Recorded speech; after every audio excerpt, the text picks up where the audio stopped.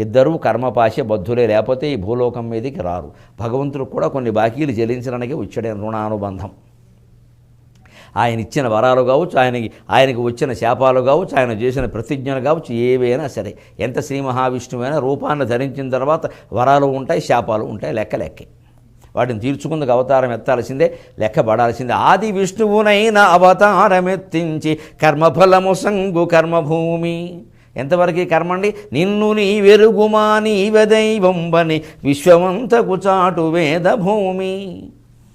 నేనెవరనే తత్వ విచారణ చేసి మనం ఎవరో మనకి తెలుసు. జీవన్ముక్త స్థితిని అనంతరం విదేహ కైవల్యాన్ని, దేహాన్ని కూడా విడిచిపెట్టిన కైవల్యాన్ని మనం పొందే వరకు ఇది తప్పదు. అందుకని ఆయన భరిస్తాడు అవన్నీ. ఆయనకి లేని అభ్యంతరం మనకి దేని ఊరికే మనం కథలాలు కూడా ఇక్కడ కూర్చొని. ఆయన అనుమతి లేకుండా తోమరం వచ్చి గుచ్చుకుంటుందా? ఆయనకి అనుమతి నిమిత్తం గుచ్చుకుంది భరించాడు అంతే.